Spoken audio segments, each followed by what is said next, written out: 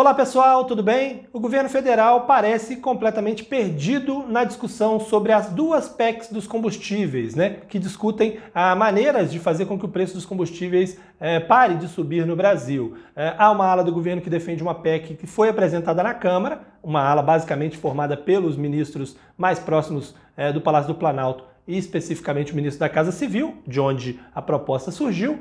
Há uma equipe também, uma ala, que defende uma proposta do Senado, que inclusive tem a assinatura do filho do presidente, do ex-líder do governo no Senado, do futuro líder do governo no Senado e também do atual líder do governo no Congresso. E há a equipe econômica que é contra as duas propostas, porque teme que, na verdade, os efeitos sejam mais negativos do que positivos se elas forem aprovadas. E o que dizem essas duas PECs? A PEC da Câmara defende uma redução de impostos nos combustíveis e diz para o governo o seguinte: olha, você pode fazer a desoneração do preço dos combustíveis, podendo chegar até a energia elétrica, e você não precisa compensar isso, mostrar de onde você vai tirar receita para compensar, não precisa, neste caso, cumprir a lei de responsabilidade fiscal. E há um impacto aí de 54 bilhões, se a gente ficar só nos combustíveis, podendo chegar a 75 bilhões também se a gente chegar na conta de luz.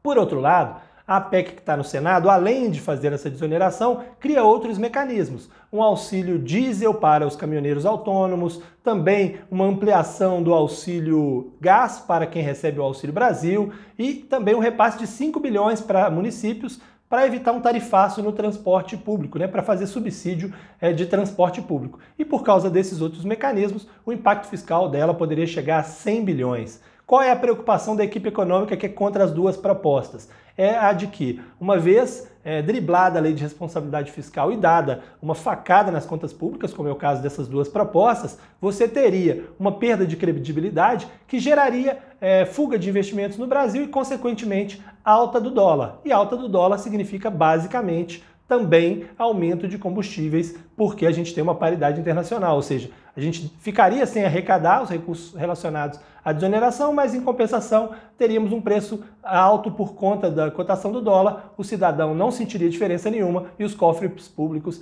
sentiriam essa diferença. É um jeitinho, no caso das duas PECs, são duas maneiras de dar um jeitinho na situação, pelo menos no ano eleitoral e no próximo ano, mas que gerariam problemas lá na frente. Basta olhar a discussão que está sendo feita sobre o congelamento do ICMS, que é um outro debate que está sendo feito no Congresso Nacional. A ideia era, como os preços oscilam muito, então agora a gente vai congelar o ICMS num valor que seja relativo aos preços que foram cobrados dos combustíveis nos 2 anos anteriores. E faremos assim, durante 12 meses, esse mesmo preço. Qual que é o problema? Quando essa PEC foi discutida no ano passado, esse congelamento consideraria os preços de 2019 e 2020. Então pegaria um preço de 2019 que era bem menor do que os preços hoje praticados em combustíveis. Foi só virar o ano e agora o cálculo levaria em conta os anos de 2020 e 2021 com preços muito mais altos, correndo o risco de que o ICMS fosse congelado nos valores mais altos de combustível.